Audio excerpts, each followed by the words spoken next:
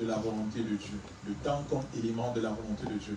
Alors qu'on parle de la volonté de Dieu, on ne peut pas négliger le facteur temps. Parce que beaucoup d'entre nous se sont souvent retrouvés à dire, Seigneur, qu'est-ce que tu veux? Et même lorsque le Seigneur te fait une promesse, ou alors te dit quelque chose de manière claire, il y a toujours ce facteur temps-là. Parce que souvent tu ne vois pas ce que le Seigneur t'a promis. Souvent tu n'arrives pas à concevoir ce que le Seigneur a déjà déclaré pour toi. Et alors tu te poses souvent, tu entres dans une phase de doute où tu te demandes, est-ce que Dieu a vraiment parlé? Est-ce que c'est la volonté de Dieu? Bref. Aujourd'hui, mon objectif sera de nous permettre de comprendre que le temps fait partie de la volonté de Dieu. Amen. C'est un élément important lorsqu'on parle de la volonté de Dieu. Amen.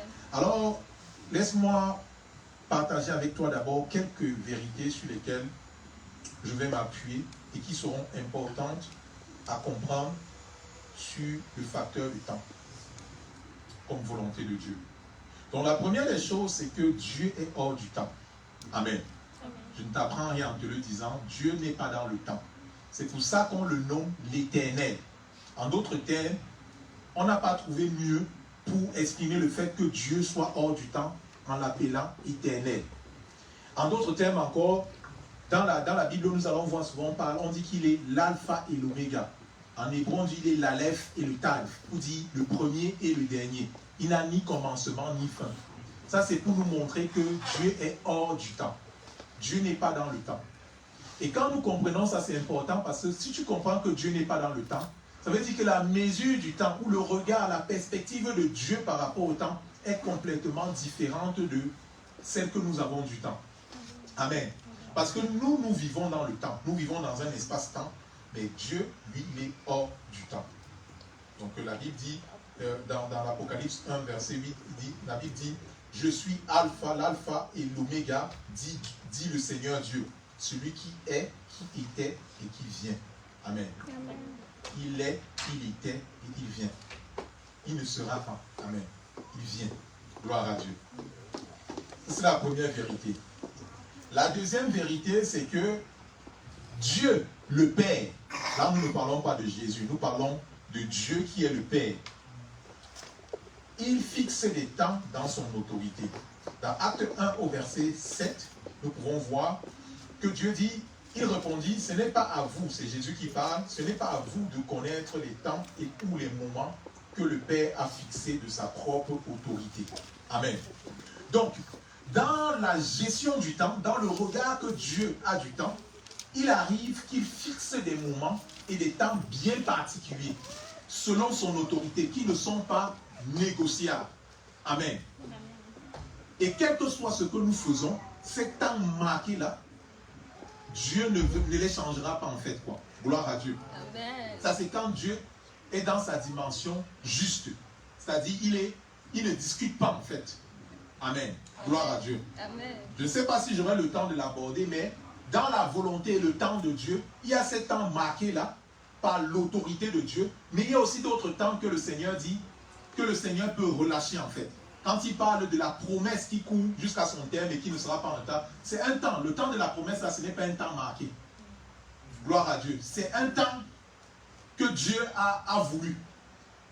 Mais ce temps, comme nous allons le voir, va nécessiter que toi, tu sois dans un certain état pour que la promesse s'accomplisse. Gloire à Dieu. Amen. Je vais détailler ça tout à l'heure, par la grâce de Dieu. Amen. Donc il faut faire la distinction maintenant entre les temps marqués qui ne changeront pas, comme la venue de Christ. Le Père, dans son autorité, a fixé un temps pour cela. Mais tu peux recevoir une promesse, et cette promesse-là va courir à son temps. Et souvent, tu peux ne pas la recevoir, non pas parce que Dieu ne veut pas que tu la reçoives, mais parce qu'il y a certains prérequis. Gloire à Dieu. Amen. Je continue avec les vérités, nous y reviendrons. Vérité 3, Dieu s'exprime souvent par les temps et les circonstances. Gloire à Dieu. Amen. Souvent, tu veux que Dieu te parle, mais Dieu peut te parler en te poussant à observer les temps et les saisons. Gloire à Dieu. Parce qu'il est souverain. Souvent, tu veux que Dieu te parle, mais Dieu ne va pas te parler parce qu'il s'est exprimé au travers du temps et des circonstances. Par exemple, tu vis un événement et cet événement que tu es en train de vivre, c'est un message de Dieu pour toi. Ou alors tu attends quelque chose du Seigneur, mais ce sont des signes qui vont précéder en fait l'accomplissement de ce que Dieu t'a promis. Et donc à ce moment-là, tu dois donc être attentif à ce qui se passe autour de toi. Gloire à Dieu. Il y a beaucoup d'exemples dans la Bible sur ce point-là. Je peux par exemple prendre l'exemple de Jean-Baptiste. Quand Jean-Baptiste reçoit son ministère, le Seigneur lui dit explicitement que celui que tu vas voir, lorsque tu vas être dans l'œuvre du ministère, quand tu vas voir une personne que tu vas baptiser et que tu vas voir l'Esprit descendre sur lui, ça sera lui, celui que tu vas annoncer. Donc Jean-Baptiste était donc attentif pour voir, pendant qu'il baptisait les gens, quel est celui sur lequel l'Esprit allait descendre. Gloire à Dieu. Donc il y a souvent des circonstances, des épreuves, des circonstances qui vont clarifier le message du Seigneur pour toi, ou qui vont annoncer une bonne saison dans ta vie. Gloire à Dieu. Amen. La nature ne vous enseigne pas, que dit la Bible. Et même l'Ecclésiaste, qu'on appelle le sage, dans l'Ecclésiaste 3, il définit beaucoup le temps. Il dit, il y a un temps pour pleurer, un temps pour rire, un temps pour lancer la pierre, un temps pour attraper la pierre. Allez lire tous les temps que l'Ecclésiaste parle. Souvent, tu te dis, mais il parle de quoi? Un temps pour mourir. Et quand nous ne comprenons pas les temps de Dieu, ou le temps de Dieu, souvent tu te plains. Parce que tu peux être à une saison où c'est la saison de pleurer, mais toi tu veux continuer à rire. Et là, ça ne marche pas.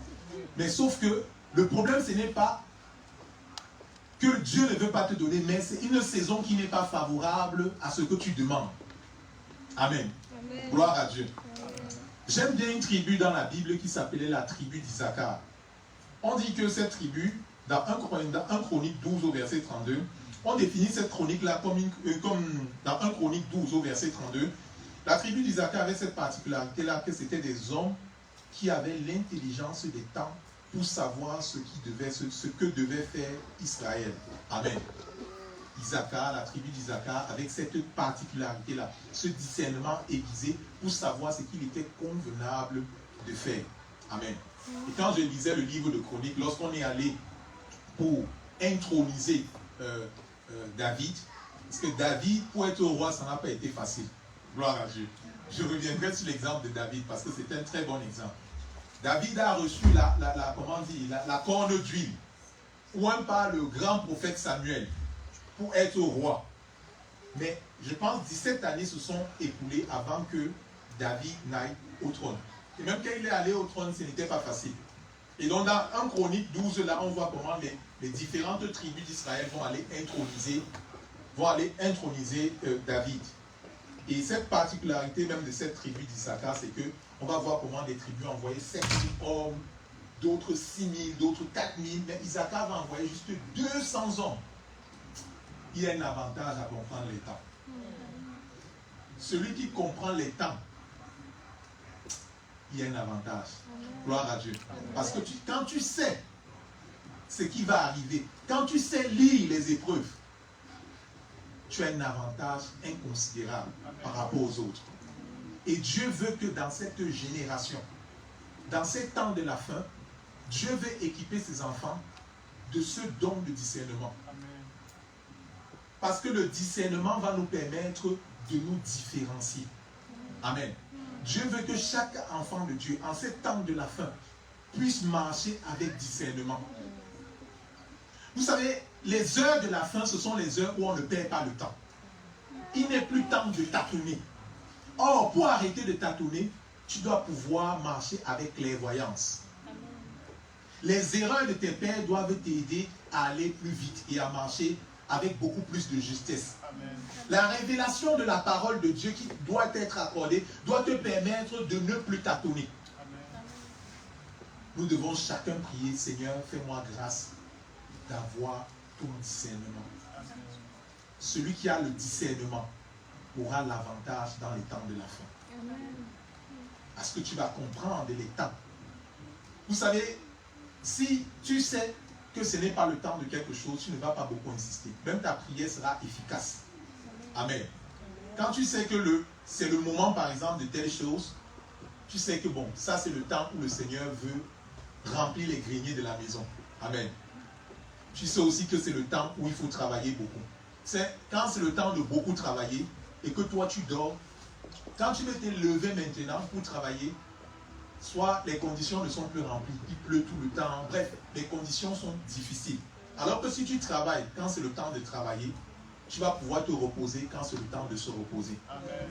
Gloire à Dieu. Amen. Que le Seigneur nous aide à avoir le discernement. Amen. Dieu parle au travers des temps. Il cherche des hommes qui vont pouvoir être comme la tribu d'Issachar. Ce sont des hommes qui disaient, non les frères, ce n'est pas le moment de s'élever. Ce n'est pas le temps de la guerre. Amen. Nous devons rester sous nos tentes. Gloire à Jésus. Amen. Alors, la quatrième des choses, c'est que Dieu donc est maître des temps et des circonstances. Et il gère selon son bon vouloir. Je veux juste nous rappeler ici avec cette vérité que Dieu est quand même celui qui a fait sortir, qui a fait naître d'un corps usé Isaac, le fils de la promesse. Je répète, Dieu est quand même celui qui a fait naître d'un corps usé d'une femme de 90 ans, le fils de la promesse. Pourquoi je nous rappelle ça? Parce que souvent, tu crois que Dieu ne voit pas le temps qui passe. Tu crois que Dieu ne voit pas le temps qui passe. Mais comme Dieu est maître de toutes choses, il est capable d'un corps usé de faire naître un enfant. Il défie les lois de la biologie. Amen. Sarah a accouché à 90 ans. Ce n'est pas qu'avant, il y avait quelque chose. Gloire à Dieu. Ce n'est pas que avant les gens vivaient plus longtemps et donc c'était un miracle. Gloire à Dieu. Autre chose, c'est que, toujours allant dans ça, dans la présence de Dieu, Dieu a fait fleurir en fait la verge d'Aaron en une nuit. Je ne sais pas si vous comprenez ce que je dis. C'est-à-dire un bâton sec, qui n'est même pas planté dans la terre, qui est juste placé dans la présence de Dieu. En une nuit, a germé, a porté du fruit, a fait sortir des amandes. Si vraiment avec ça, tu n'as pas peur de Dieu, je ne sais pas pour toi. Si avec ça, tu vas encore t'inquiéter, moi, je ne sais pas pour toi. Par exemple, moi, je suis en train de venir te dire aujourd'hui que Dieu, là, le temps, là, ce n'est pas un problème pour lui. Le temps n'est pas un problème pour Dieu. C'est peut-être un problème pour toi, parce que tu es un homme mortel qui vit dans le temps. Mais pour Dieu, là, ce n'est pas un problème, le temps. S'il prend un bâton, une verge qui est sèche, on la met dans la présence de Dieu le lendemain, on dit, on voit, elle a fleuri. Il faut avoir peur de Dieu. Non, quand même ton âme veut douter, rappelle-lui que le Dieu là, dont tu veux douter là, c'est un Dieu, on ne doute pas. Amen. Rien ne lui est impossible. Amen. Rien ne lui est impossible. Une fois que ces vérités sont posées, je vais vous donner un texte qui va sembler ne pas parler du temps, mais qui sera notre texte d'étude de ce matin. Nous sommes dans Luc 5. Nous allons lire de 33 à 39. Si c'est possible au multimédia de mettre la version Sévère, parce que je vais lire dans la version Sévère. Sinon, vous mettez celle que vous avez. Comme nous avons coutume de le faire, est-ce qu'on peut se tenir debout pour honorer la parole de Dieu? Je sais que vous êtes confortable. Mais ça va te faire du bien pour que tu ne dormes pas. Amen. Donc, je suis dans Luc 5. Et je veux lire du verset 33 au verset 39. La Bible dit, certains lui demandèrent, les disciples de Jean, comme ceux des pharisiens, jeûnent fréquemment et font des prières, alors que les tiens mangent et boivent. Jésus leur répondit, comment les invités d'une noce peuvent-ils jeûner pendant que le marié est avec eux?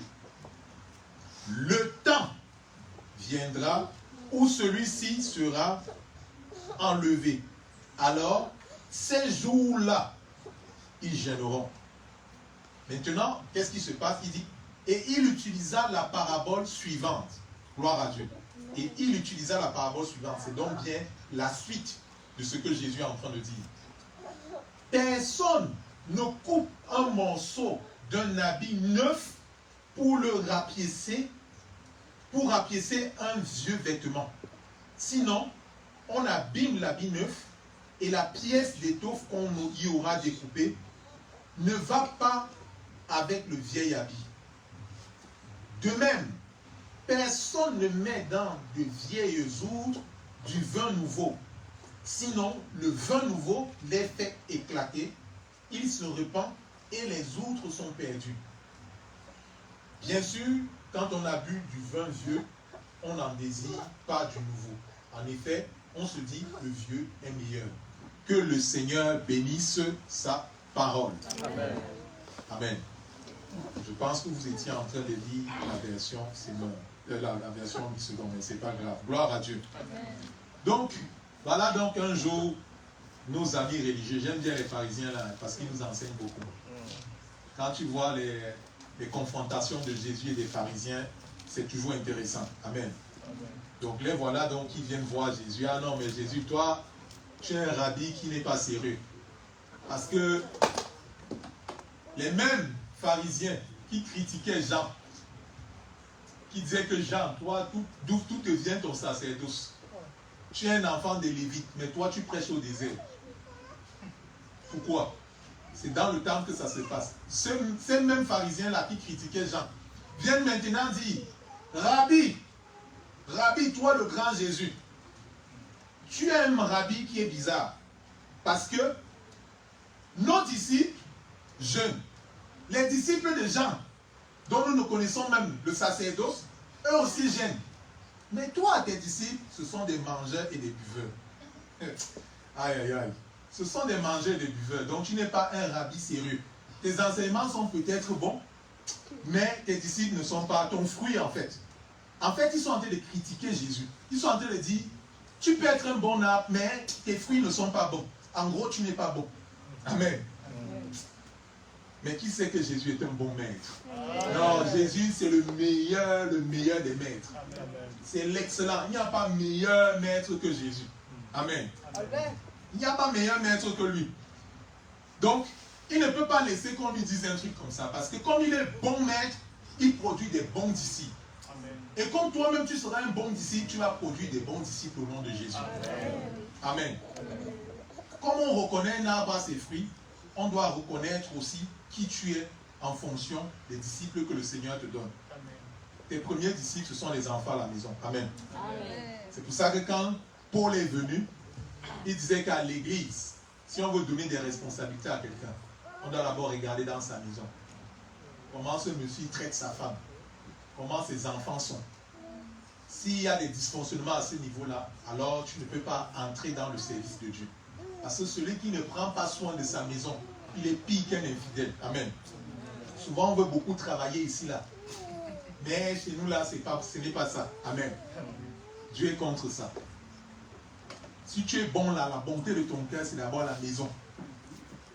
J'aime ma femme, elle dit que tu aimes prêcher devant. Sois d'abord le pasteur de ta maison. Elle me rappelle ça. Tu dois être le pasteur de la maison. Amen. Quand elle dit ça, ça pique mon cœur. Elle me dit, non, elle a raison. Amen. Vous voyez, je fais le show ici devant. Mais c'est à la maison là qu'il y a la vérité. Amen. Mais vous savez, les cultes des maisons, c'est très difficile. Hein? Quand tu t'assois avec les enfants, l'autre est comme ça. C'est compliqué. C'est compliqué ce culte-là. Amen. Tu aimes bien ici parce que bon, tu te sens, voilà. Mais le Seigneur dit c'est d'abord là-bas. C'est d'abord là-bas. Amen. Que chaque homme soit vraiment le pasteur de sa maison au nom de Jésus. Que nous soyons tous des hommes pasteurs dans la maison. Amen. Parce que c'est les mamans qui prient toujours. Maman ne doit pas seulement être maman pasteur encore à la maison. Amen. Sinon le Seigneur va ôter cette autorité qu'il t'a donnée. Si tu ne veux pas être pasteur de la maison. Amen. Et il faut prier, c'est tout maman qui doit prier avec les enfants. Les hommes, on est là. Amen. Amen. Amen. Gloire à Dieu. Oui, oui. Puis on doit aussi enseigner même nos femmes. Chérie, prends la Bible. Amen. On va lire. Amen. On va méditer. Amen. Amen. C'est souvent tu aimes prier seul, mais souvent tu dois prier avec ta femme. Amen. Même si tu crois que non, quand je prie avec ma femme, je ne monte pas bien. Tu dois prier avec madame. Amen. Tu dois dire, maman, ici à la maison, on prie tous les mardis, tous les jeudis, prier ensemble. Amen. Voilà. Amen. Tu ne peux pas monter seul. Amen. Tu dois amener la maison. Gloire à Dieu. Amen. Gloire à Dieu. Amen. Je vois un couple qui prie ensemble. Amen. Je vois un couple qui prie ensemble. Amen. Les couples doivent prier ensemble, Amen. grandir ensemble, Amen. pour être bâtis ensemble. Amen. Amen. Parce que quand le couple ne prie pas ensemble, l'ennemi peut entrer. Amen. Adam avait cessé de prier avec Ève. Il aimait trop s'occuper des animaux. Il prenait plaisir. Quand toi, tu aimes beaucoup ton travail, tu aimes beaucoup tes projets, tu ne pries plus avec maman. Et la Bible te donne un exemple. Il dit que si tu continues comme ça, le serpent va venir parler à maman. Il va entrer dans la maison, il va tout gâter. Donc, quand tu regardes le troupeau, les animaux là, tu viens aussi. Tu pries avec maman. Amen. Amen. Alléluia. Amen. Gloire à Jésus. Amen. Gloire à Jésus. Amen. Donc, Jésus ici, on vient pour remettre en cause le fait qu'il ne peut pas porter du bon fruit. En l'accusant sur des aspects extérieurs et en lui disant, tes disciples sont des mangeurs et des buveurs de vin. Alors Jésus, ce qui va nous intéresser, c'est la parabole que Jésus va utiliser pour illustrer son propos. Pour illustrer le fait que vous, ce que vous voulez m'accuser là, vous n'avez pas bien vu. Amen. Il commence donc en disant, premièrement, je vais lire la version seconde que vous avez, après je vais lire la version que j'ai lue précédemment. Personne ne déchire d'un habit neuf un morceau pour le mettre à un vieil habit. Car il déchire l'habit neuf et le morceau qu'il en a pris n'est pas assorti au vieux. Dans l'autre version, on dit, personne ne coupe un morceau d'un habit neuf pour le rapiécer un vieux vêtement. Sinon, on abîme l'habit neuf et la pièce d'étoffe qu'on aura découpée ne va pas avec le vieux vêtement. La première fois quand tu lis ça, tu te demandes, mais Jésus, la question c'était, tes disciples ne jeûnent pas. Où est-ce que tu nous amènes? Où est-ce que tu nous amènes? Parce que nous, on ne t'a pas demandé la couture. Toi, tu nous parles là de couture, de vêtements. Non, c'est pas ça. On dit, tes gars là, ce sont des mangeurs, des buveurs. Qu'est-ce que tu dis par rapport à ça? Ne nous embrouille pas, s'il te plaît. Amen. Amen. Jésus n'embrouille personne. Il enseigne. Il enseigne. Alors, dans l'exemple qu'il donne, il dit que ce ne serait pas convenable de prendre un vêtement neuf et de couper une pièce pour aller le mettre sur un vêtement qui est vieux. Amen. Gloire à Dieu. Ça n'a pas de sens de prendre le nouveau costume, de retirer les boutons sur le nouveau costume pour aller mettre sur le vieux costume. Ça n'a pas de sens. Au pire des cas, si le nouveau costume te va bien, tu portes directement le nouveau. Jésus en fait est en train de leur faire comprendre ici que vous vous arrêtez sur les apparences. Et quand quelqu'un s'arrête sur les apparences, ce qu'il fait souvent, c'est qu'il prend des morceaux de ce qui est neuf pour venir coller sur les choses qui sont vieilles. Donc on te dit de jeûner, alors qu'on n'a pas, on ne s'est pas rassuré que tu as d'abord compris ce que c'est que jeûner. On te pousse à prier, alors qu'on ne t'a pas donné les bases de la prière. Jésus dit non, non, non, non, non. Dans mon école, moi le rabbi Jésus, je ne pousse pas d'abord les gens à faire les œuvres. Parce que les œuvres doivent découler de ce que quelqu'un est à l'intérieur. Si je te pousse à faire des choses que tu n'es pas à l'intérieur, je suis en train de te détruire. Je suis en train de prendre des morceaux de vêtements neufs et je suis en train de rafistoler. Gloire à Dieu. Vous savez, même dans le jardin d'Éden, quand les hommes cherchent leur solution eux-mêmes, ils font toujours du rafistolage. Comme quand Adam et Ève, ils ont péché. Ils ont pris des feuilles. Jésus n'a pas pris les feuilles, il les a habillées complètement de la peau. Gloire à Dieu. Les solutions intermédiaires. Jésus n'aime pas les solutions intermédiaires. Il n'est pas intéressé par des petits morceaux de tissu neuf. Quelqu'un dit petits morceaux de tissu neuf.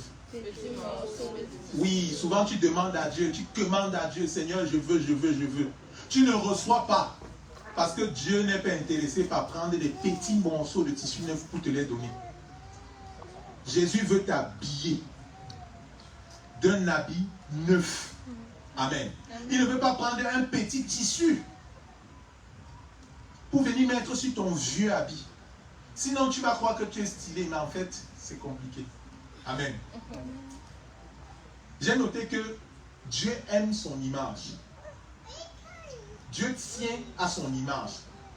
Et donc, pour que Dieu tamponne quelque chose, il met en fait sa signature, il doit faire un contrôle qualité, un checking total. Amen.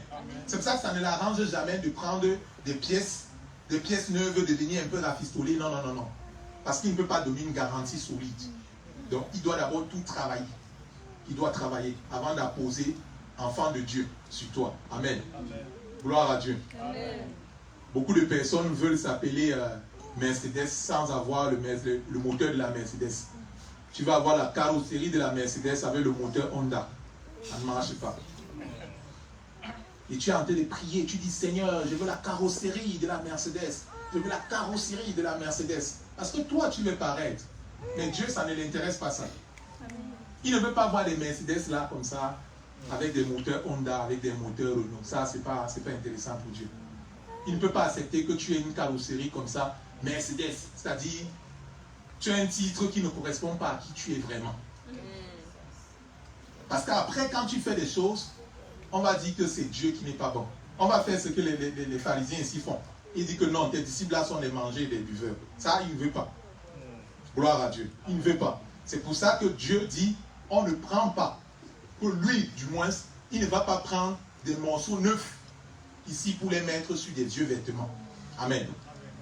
Comme si ce n'était pas suffisant. Et je pense que ce n'était pas suffisant pour que les pharisiens comprennent. Il a pris un deuxième exemple. Cette fois, il a parlé des autres. Il dit, personne ne met dans de vieilles outres du vin nouveau.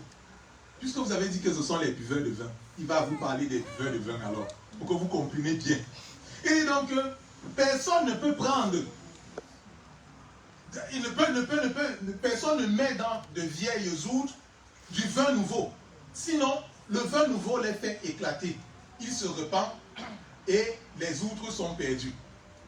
En d'autres termes, tu ne peux pas prendre ce qui est bien. On va rester dans le langage du vin. Le vin nouveau, c'est un vin qui est encore très pétillant, qui est encore, comment dire, il n'a pas encore fermenté. Gloire à Dieu. Et si tu prends le vin nouveau et que tu le mets dans les vieilles outres, le temps de la fermentation, là, ça va faire rompre les outres. Amen. Il y a des choses que tu veux, que tu demandes à Dieu. S'il te les donne, ça va te faire, on va te perdre. Amen.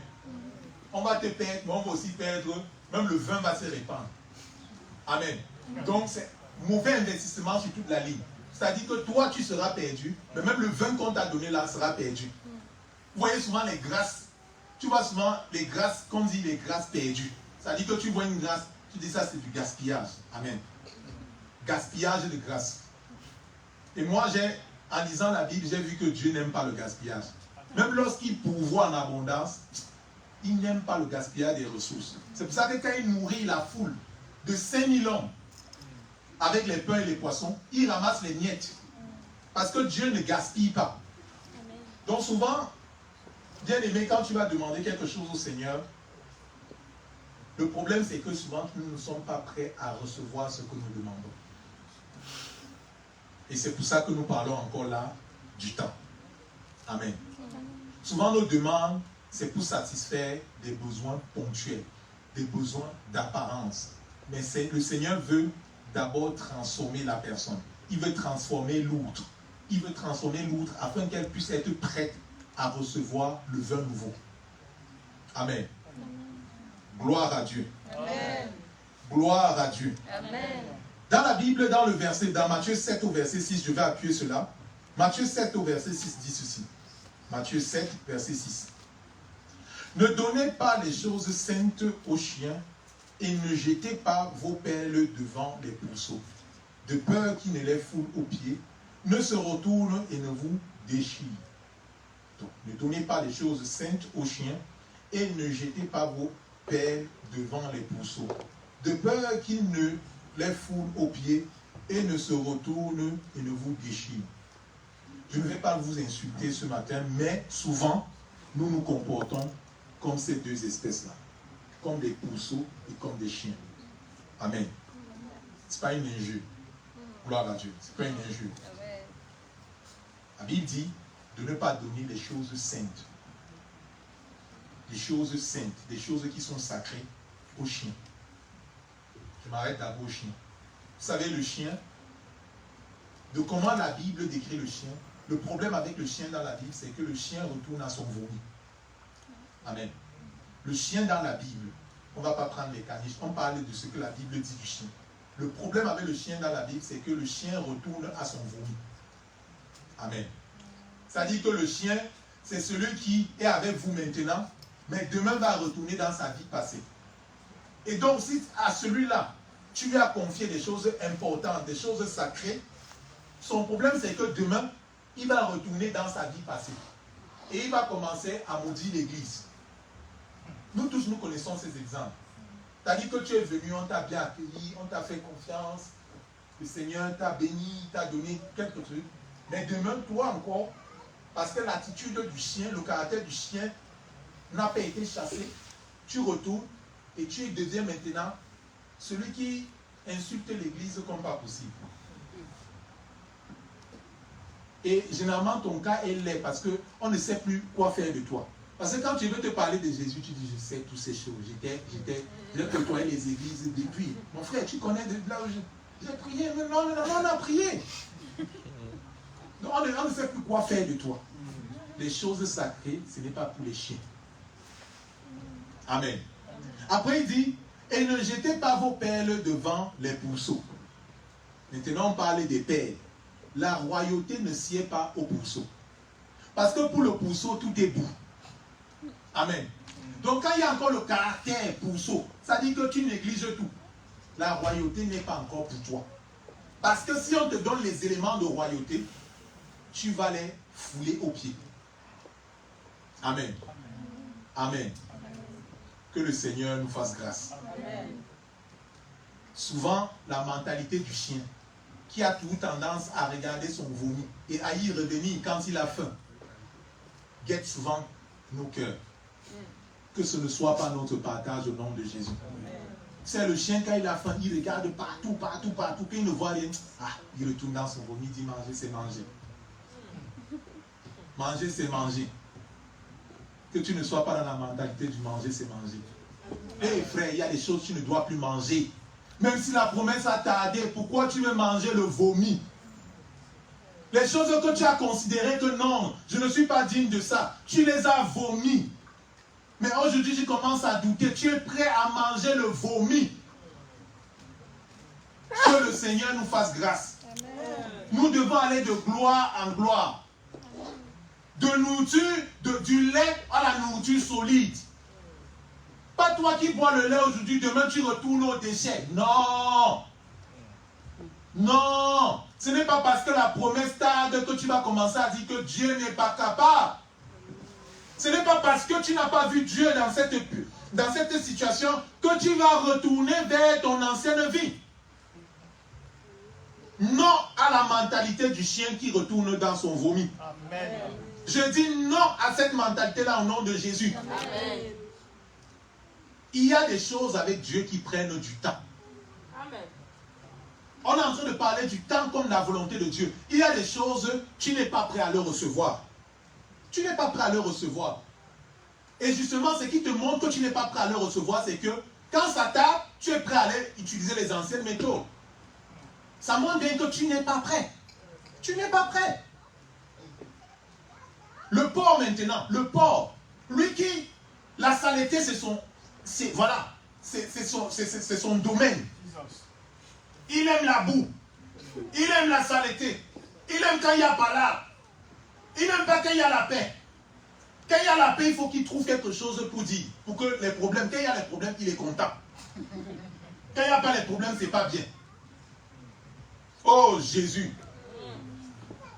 Quand il n'y a pas les problèmes, tu n'es pas content.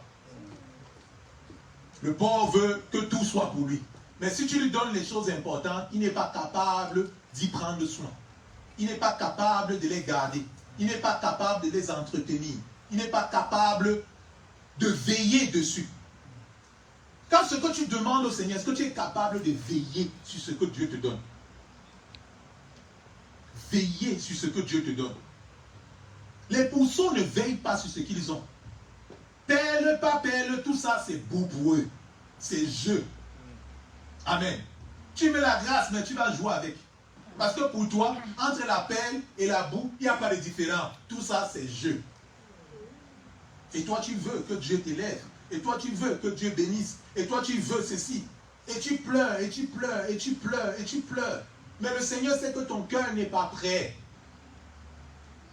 J'aime bien le test de fidélité que le Seigneur nous donne. Il dit que si tu veux quelque chose qui est à toi, sois fidèle à ce qui est autrui. Amen. Parce que celui qui est fidèle à celui qui est autrui montre qu'il est capable de gérer ce qui est à lui.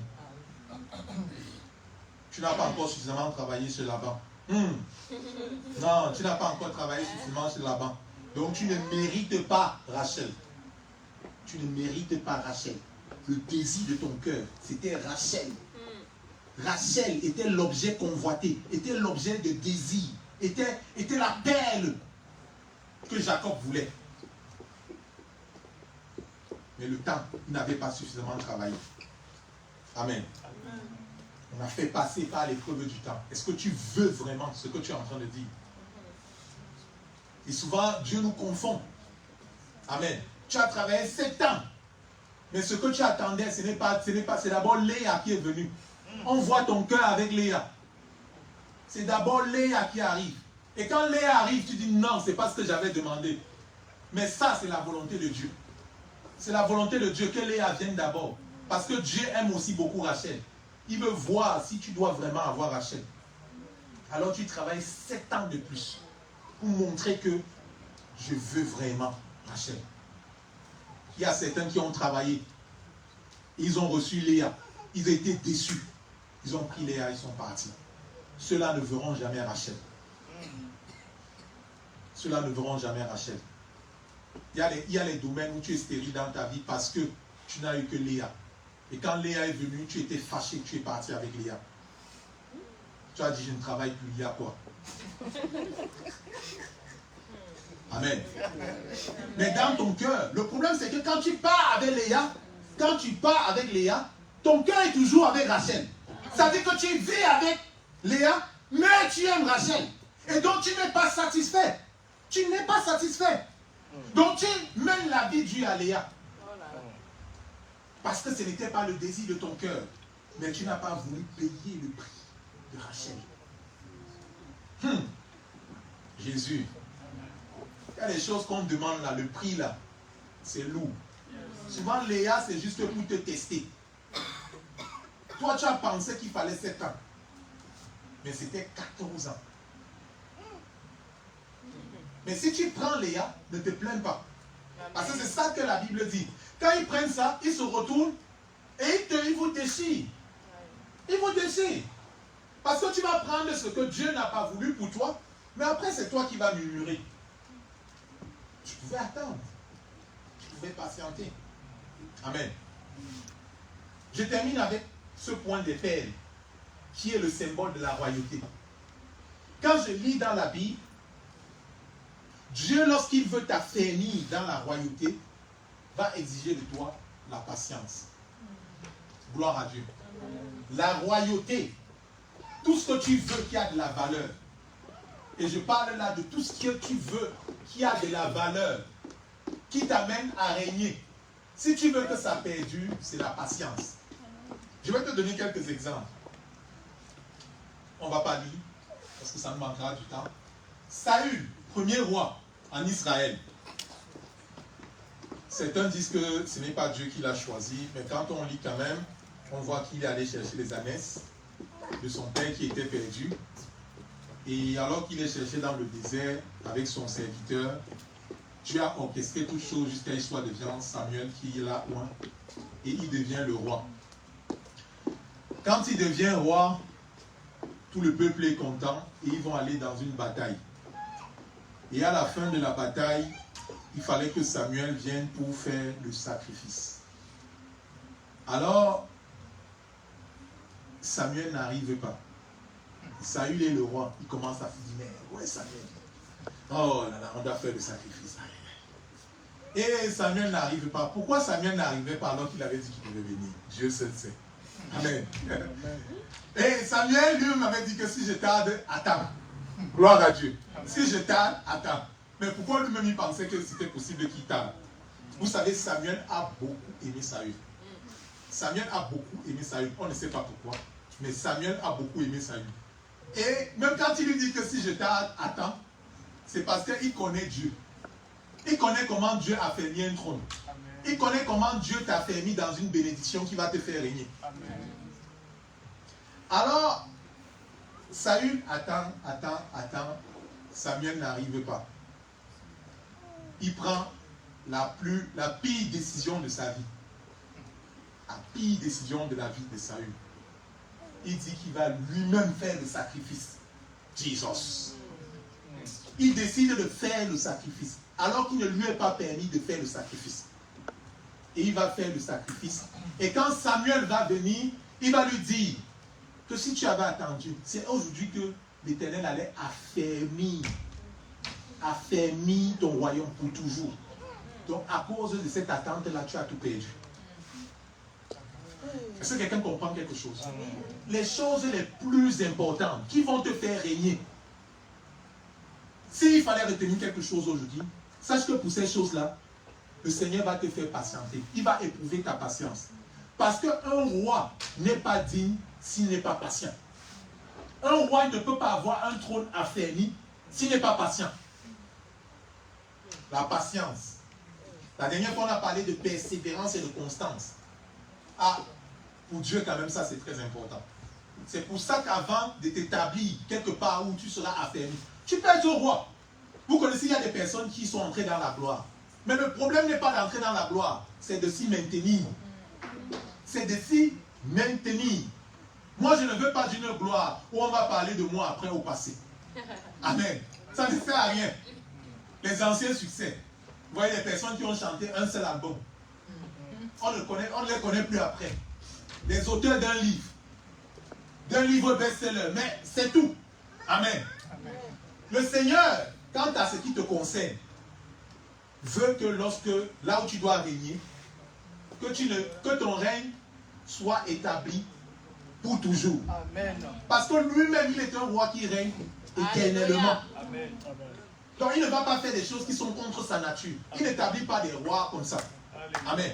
Il t'établit pour que ton règne dure à toujours. Amen. Mais pour ça, il veut te travailler. Il veut te travailler. Tout à l'heure, j'ai parlé des temps marqués par Dieu et pas des temps que Dieu fixe. Des autres temps que Dieu fixe. Ça fait partie des temps aussi. Des temps de visitation. Souvent, quand le Seigneur veut te visiter, il te donne un temps.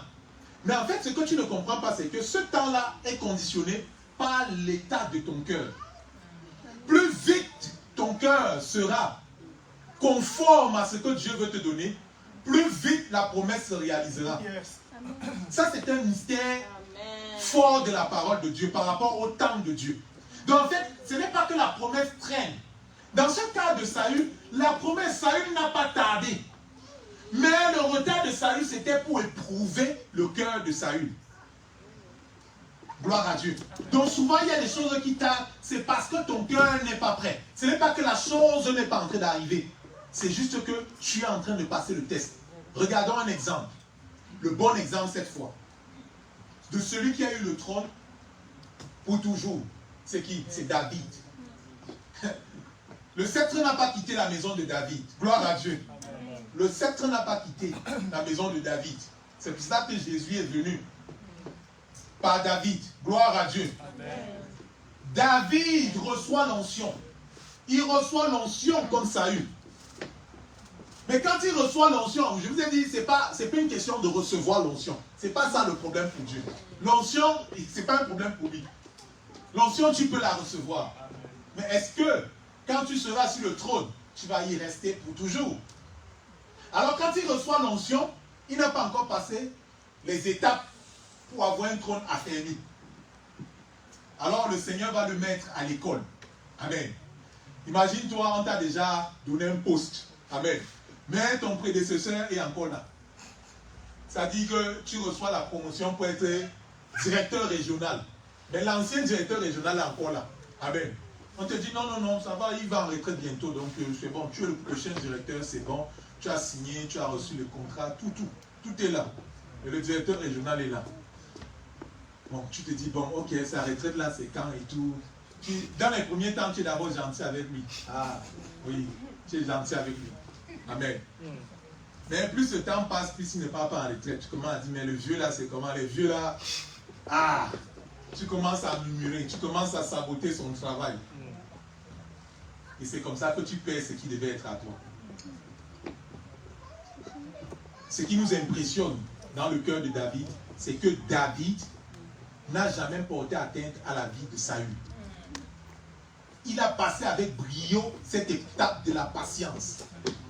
Alors, et même, le Seigneur a tellement, je ne sais pas, travaillé le cœur de David qu'il a même rendu Saül méchant à son égard. C'est-à-dire que ce n'est pas juste quelqu'un qui traîne là. C'est-à-dire que tu es roi, l'ancien roi est là, il est gentil, il n'est même pas. C'est qu'il devient même méchant à ton égard. Il veut même te tuer. Mais ton cœur est paisible à son égard. Je ne toucherai pas loin de l'Éternel. Quelle patience, quelle loyauté, quelle loyauté. Et c'est à cause de ça que le trône ne quitte pas la maison de David. Il a payé le prix qu'il fallait payer pour obtenir ce qu'il fallait obtenir. Un trône pour toujours. Veux-tu régner? Veux-tu que ton règne soit juste un moment ou alors dure pour toujours? Si tu veux que ton règne dure pour toujours, sache attendre. Message pour toi aujourd'hui. Gloire à Dieu. Gloire à Jésus. On a une génération qui est prête aujourd'hui à... Vous savez, quand tu vois le buzz, c'est quoi le buzz? Le buzz, c'est une gloire passagère. Amen. Mais nous sommes dans une génération de buzz. Une génération qui veut une gloire rapide. Amen. Je prie dans le nom du Seigneur que tu ne puisses pas rechercher le buzz. Le buzz, ça ne sert à rien. C'est passager. C'est une gloire éphémère. Dieu veut nous donner des choses consistantes. Et ça passe par le temps. Le temps. Le temps qui passe. Amen. Le troisième point de mon enseignement aujourd'hui, et je termine par là, c'est dans Jérémie 18. Je vais lire Jérémie 18, du verset 1 au verset 6 et du verset 11 au verset 12. Jérémie 18, 1 à 6 et 11 à 12. Je lirai dans la version français courant. La parole du Seigneur fut adressée à Jérémie. Debout, Jérémie. Descends chez le potier. C'est là que je te ferai entendre ce que je vais te dire, ce que j'ai à te dire. Je descendis chez le potier et je le trouvais en train de travailler sur son tour. Or, le vase d'argile qu'il façonnait à la main était raté. Du coup, il en refit aussitôt un autre qui lui convenait tout à fait. Alors la parole du Seigneur me fut adressée. Gens d'Israël, ne puis-je pas agir à votre égard comme ce potier? Demande le Seigneur. Vous êtes dans ma main comme l'argile, comme dans la main du potier. Je vais donc dans le verset 11. Le verset 11 dit, maintenant, Jérémie, adresse-toi aux gens de Juda et aux habitants de Jérusalem et dis-leur, voici ce que je déclare le Seigneur. J'ai pris une décision contre vous. Si chacun d'entre vous ne renonce pas à sa conduite mauvaise, je ferai venir sur vous un malheur. Conduisez-vous et agissez plutôt comme il convient. Le verset 12, mais il répondit, inutile d'insister. Nous ferons ce que nous avons décidé et chacun en fera à sa tête. Ah là là. Vous savez, Jérémie, c'est un prophète particulier. Jérémie est appelé par le Seigneur très tôt. Amen. Il est appelé jeune pour servir le Seigneur. Avec une mission claire. Le Seigneur lui dit, toi Jérémie, je ne sais pas pour les autres hommes, mais pour toi, en ce qui te concerne, toi, quand tu es venu devant mon trône, déjà, tu étais prophète. Et moi, j'ai établi prophète des nations. Avant que tu ne sois venu là, tu étais déjà prophète. Donc, toi, tu es le prophète. Et tu es un prophète qui va parler aux nations. Amen. Donc, ce jour-là, le Seigneur a un message pour son peuple. Il dit, allez, petit Jérémie, lève-toi. allez, va voir le potier. Jérémie se lève, il va voir le potier. Il dit, quand tu vas voir le potier, je vais te parler. Amen. Il ne veut pas que le message soit... Il veut que Jérémie comprenne bien d'abord le message. Parce que celui qui comprend bien le message peut bien transmettre le message. Souvent, on transmet des messages tordus. Amen. Souvent, tu parles, tu sonnes la trompette, mais on n'entend pas. Et même toi-même, tu n'as pas bien compris. Alors, il dit, Jérémie, lève-toi, va chez le potier. Jérémie arrive, salut le potier. Il est là. Vous savez, les hommes spirituels, ils regardent, il ne sait pas. Et là, le potier est concentré. Je ne sais pas si c'est Jérémie, la présence de Jérémie qui fait que finalement, le vase rate. Mais Jérémie est là. Il voit le vase raté. Et aussitôt que c'est raté, le potier ne gère plus Jérémie. Il s'empresse de refaire un autre vase. Et ce qui est bien, c'est que quand il fait ce vase, il dit que ce vase est comme il a pensé. Vous savez, quand tu commences une œuvre, tu sais ce qui est dans ta tête. Peut-être Jérémie pouvait voir le vase, il trouve que c'est bien, mais non, ça ne ressemblait pas à ce qui était dans la tête du potier. Alors le potier va refaire le vase. Et quand le potier refait le vase, Dieu parle maintenant. Dieu parle. Il dit à Jérémie, voilà, tu as vu ce qui s'est passé? Pourquoi je ne peux pas faire ça de ta vie? Et le Seigneur me dit de te demander, pourquoi il ne peut pas faire de sa vie, de ta vie, ce qu'il a pensé, ce qu'il a désiré? N'a-t-il pas le droit de faire de ta vie ce qu'il a pensé, ce qu'il a désiré? Il te pose la question. Il te pose la question. Et s'il est donc, si tu penses donc que tu es comme l'argile entre les mains du potier, pourquoi n'acceptes-tu pas qu'il casse pour reprendre? Quand Dieu a cassé, tu as murmuré. Quand Dieu a fermé une porte, tu as murmuré. Mais est-ce que ce n'est pas parce que le potier voulait façonner un chef-d'œuvre? Pourquoi tu murmures? Et vous voyez l'arrogance du peuple? Il dit non, n'insiste pas. N'insiste pas. Nous on t'a dit, nous on va faire ce qu'on veut. Tu sais, quand ton cœur est aigri, tu as envie de dire, Seigneur, c'est bon là. Je fais ce que je veux. Vous voyez les fils de la rébellion d'ailleurs? Vous voyez les païens?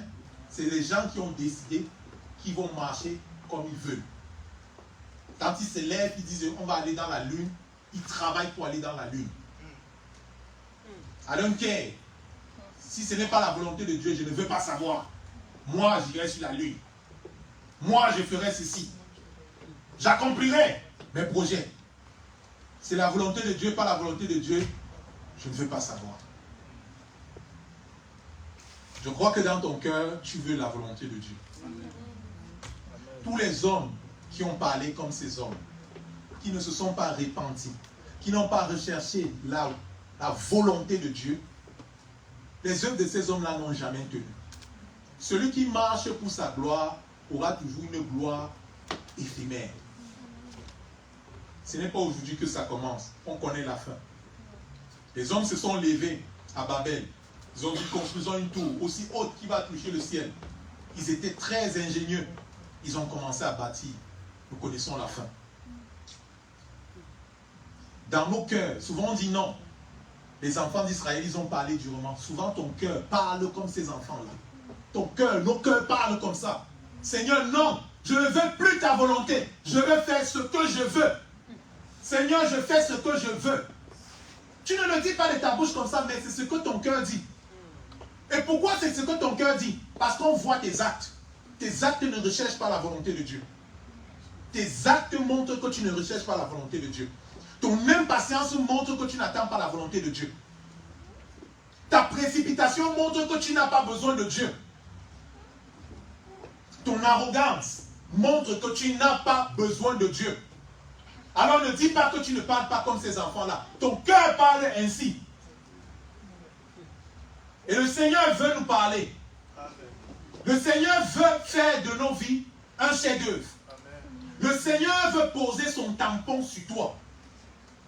Le Seigneur veut te donner quelque chose qui va durer.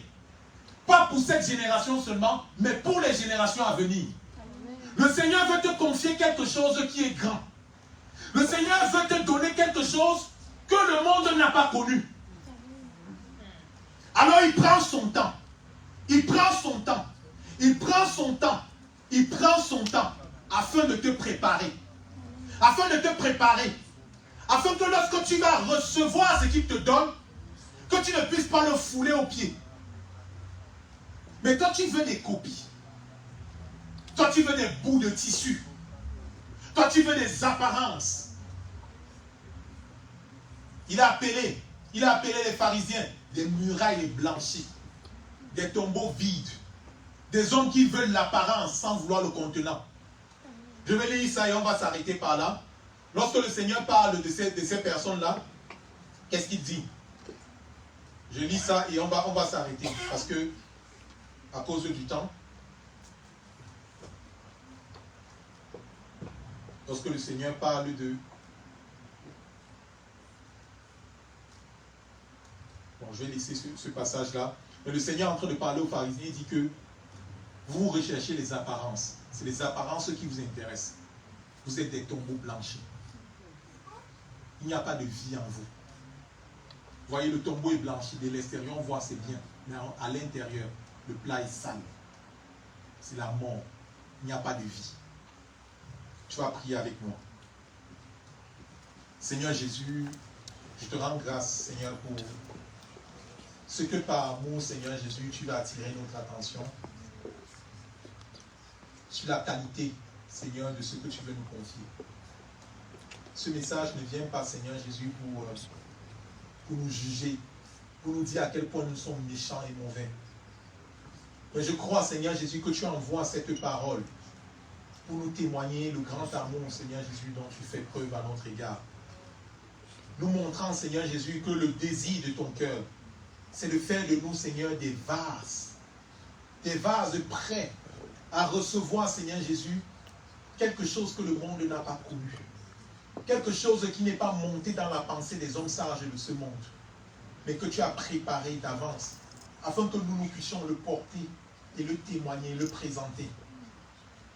Tu veux déposer ta marque sur chacune de nos vies. Seigneur, pour que nous soyons des distinctions. Seigneur, flagrantes, Seigneur, par la qualité de qui nous sommes, Seigneur Jésus. Pas simplement à cause d'une apparence quelconque, mais parce que la vie que nous portons en nous est puissante, Seigneur Jésus-Christ. Je crois en ton amour, Seigneur Jésus-Christ. Mais je prie en ce jour, Père, que tu nous donnes de soupirer vraiment après ta volonté. Vraiment après ta volonté. Seigneur, j'ai désiré des choses pour ma propre gloire. Seigneur, j'ai désiré des choses pour mon propre bien-être, Seigneur. Je n'ai pas vraiment voulu tes desseins, Seigneur. Et c'est pour ça que j'ai commencé à travailler, Seigneur Jésus, peut-être ardemment, mais dépourvu, Seigneur, d'un cœur d'amour. Je me répands de cette voix.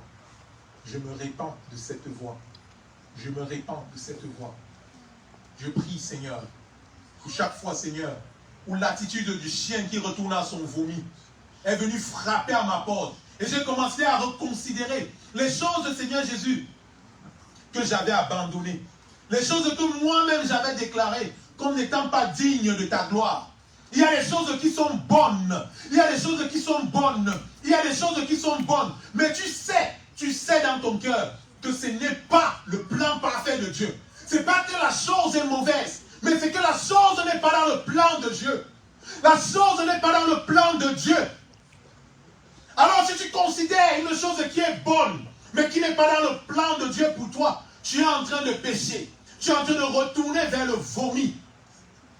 Je prie dans le nom de Jésus que la foi qui t'a poussé à déclarer que je veux la volonté de Dieu, je veux marcher dans le plan de Dieu, te rende capable de tenir alors que la promesse te tarde. Je prie que ces bonnes choses qui ne sont pas dans la volonté de Dieu, que tu continues à les regarder comme du vomi dans le nom de Jésus. Je prie qu'alors que tu écoutes ma voix maintenant, que le Seigneur t'affermisse et te donne la force de garder les yeux sur sa main qui va te bénir au temps convenable. Au temps convenable. Les bonnes solutions qui ne sont pas dans la volonté de Dieu sont un piège pour ta vie. sont un piège pour ta vie, sont comme ce buzz, comme cette gloire éphémère. Et je prie dans le nom de Jésus que tu refuses de retourner vers les bonnes choses qui te détournent des plans de Dieu pour ta vie. Des plans qui vont te permettre de jouir d'un bonheur permanent, d'un bonheur éternel, d'un bonheur permanent qui ne sera pas, Seigneur, une source de frustration pour toi plus tard.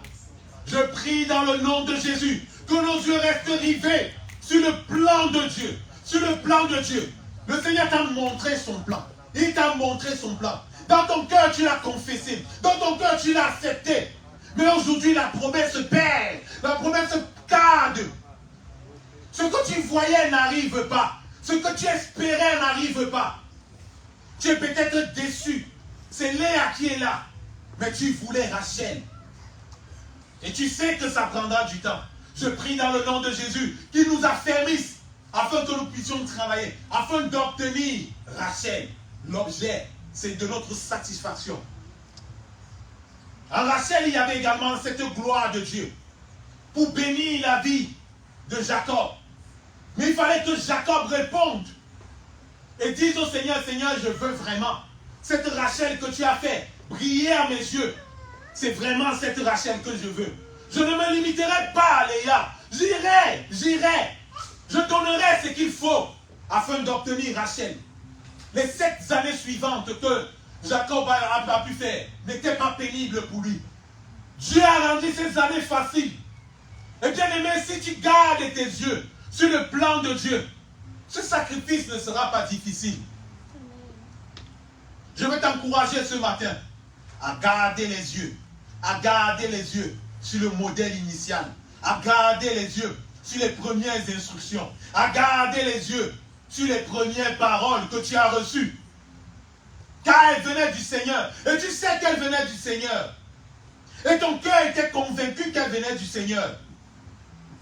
Père, affermis mon frère, affermis ma soeur, afin qu'il ne chancelle pas dans le faux raisonnement, qu'il ne retourne pas au vomi. Dans le nom de Jésus. Merci pour ta grâce. Merci pour ton amour. Merci pour ta fidélité. Tu es le Dieu qui ne ment pas, Seigneur.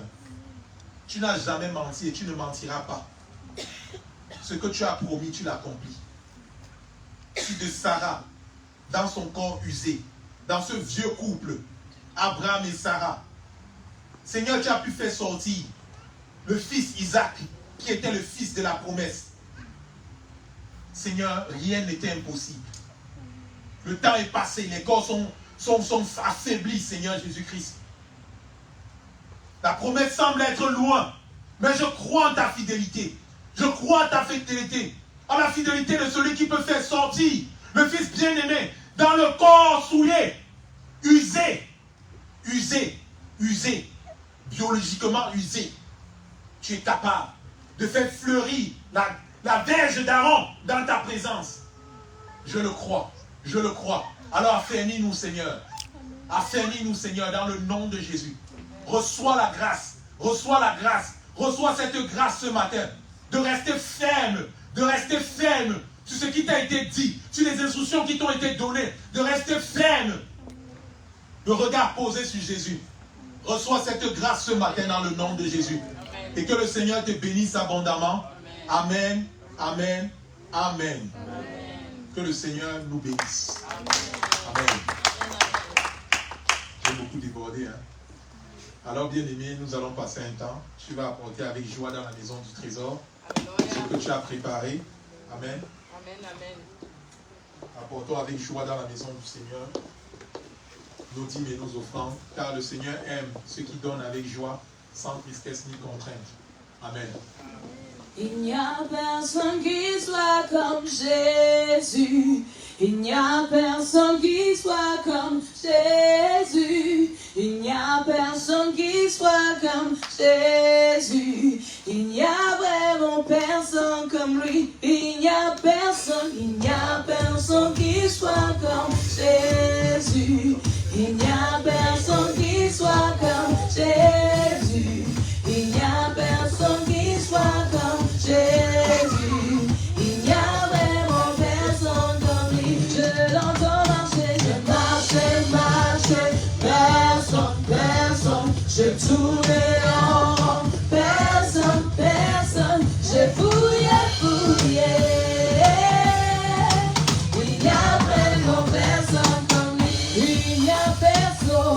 personne qui soit dans le ciel sur la terre. Il n'y a personne qui soit comme Jésus. Il n'y a personne qui soit comme Jésus. Il n'y a vraiment personne comme lui. Alléluia. Amen. Amen, amen. Gloire à Jésus. Seigneur, nous te rendons grâce, Seigneur, pour les offrandes que nous apportons. Tu es celui qui donne, Seigneur Jésus, de la force et de la vigueur, Seigneur, à nos mains, Seigneur. Tu es celui, Seigneur, qui bénit l'œuvre de nos mains. Alors que nous apportons dans ta maison, Seigneur, nous prions que, Seigneur Jésus, tu te souviennes de nous, Seigneur. Seigneur, et que tu menaces le dévoreur dans nos vies, Seigneur. Que nos greniers ne manquent de rien dans le nom puissant et glorieux de Jésus. Je prie, Seigneur, pour des faveurs multipliées. Je prie, Seigneur, pour une grâce abondante dans le nom de Jésus. Je prie que le peu soit multiplié en abondance au nom de Jésus-Christ. Je prie, Seigneur Jésus, que rien ne puisse manquer, Seigneur Jésus, dans le nom de Jésus-Christ. Merci parce que tu bénis, tu donnes la santé et la force davantage, Seigneur Jésus. De nouvelles opportunités s'ouvrent. Seigneur, une créativité, Seigneur, accrue dans le nom de Jésus-Christ. Merci parce que, Seigneur, tes enfants moissonnent en abondance, Seigneur. Ils moissonnent même là où ils n'ont pas sémé. Alors que, Seigneur, ils sont fidèles à leurs dîmes et à leurs offrandes, Seigneur. Père, tu bénis leur maison au nom de Jésus. Amen. Gloire à Jésus. Alors, nous sommes arrivés à la fin de ce moment. Avant que nous ne prions pour la fin, nous allons passer aux annonces. Je ne sais pas s'il y a des annonces spéciales. Il y a ou il n'y a pas? Ok, donc du coup on a juste nos programmes hebdomadaires, gloire à Dieu. Donc le mercredi pour les temps de prière et le vendredi pour les enseignements, gloire à Dieu. Amen. Amen, gloire à Dieu. Si tu peux, tu viens dans ces moments-là et le Seigneur te bénira et on se retrouve dimanche pour notre culte d'action de grâce. Je vais prier pour clôturer ce temps. Nous allons nous tenir debout.